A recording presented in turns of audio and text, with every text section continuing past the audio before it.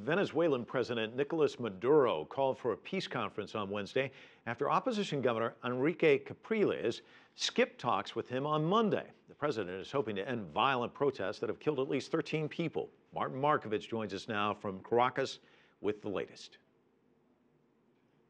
Hi, Mike. Yes, protests have continued throughout the country. Today, demonstrators went to the Cuban embassy in Caracas to protest. Havana has been a big target for Venezuela's opposition. Venezuela and Cuba have had a close economic relationship, mainly because of their leftist ideology. But people here feel that with Venezuela facing shortages, and in many cases is food rationing, Caracas is starting to look more and more like its communist neighbor. These economic problems was one of the things that opposition leader Henrique Capriles highlighted when he did not meet with Maduro yesterday.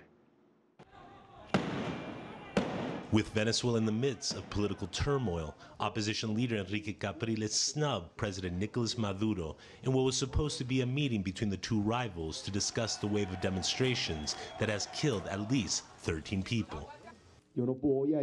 I am not going to a meeting with the Federal Council to help him save face. I'm not going to be like the orchestra on the Titanic. I am not the musician. The boat is sinking, and I am the one who is playing the music. No, sir. Nicolas, you are not going to use me. Capriles is demanding the release of detained protesters, including his friend and sometimes rival, Leopoldo Lopez. He is also calling for the disarmament of pro-government motorcycle groups who are accused of attacking opposition demonstrators. At a regional governors meeting, which Capriles was expected to attend on Monday, Maduro expressed disappointment over the opposition leader's absence. He could have come here and have spoken like you all did, nice and calm. I would have listened and would have noted everything.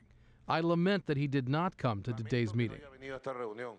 On Monday, opposition protesters continued clashing with National Guard troops as the unrest showed no sign of cooling down. Protesters angry over the skyrocketing inflation and staggering crime levels say they have no plans to stop until Maduro steps down. We have to protest peacefully, and the only peaceful means we have is by closing the streets. We don't have guns, we only have whistles, noisemakers, flags, and our hearts. The Venezuelan president continues to call on the U.S. to discuss the political unrest. But Washington is rejecting direct talks until Maduro releases more detained protesters.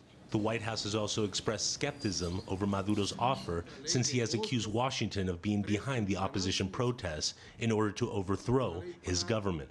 As President Obama said in Mexico last week, rather than trying to distract from its own failings by making up false accusations against the United States, which the government there has, the Venezuelan government ought to focus on addressing the legitimate grievances of the Venezuelan people. In a new development, the United States has ordered 3 Venezuelan diplomats to return home. This is seen as payback for Maduro's expulsion of 3 U.S. diplomats last week. The Venezuelan president had accused them of conspiring with opposition protesters to destabilize his government.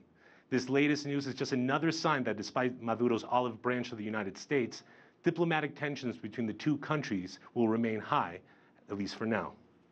Markovits live for us in Caracas. Thanks so much.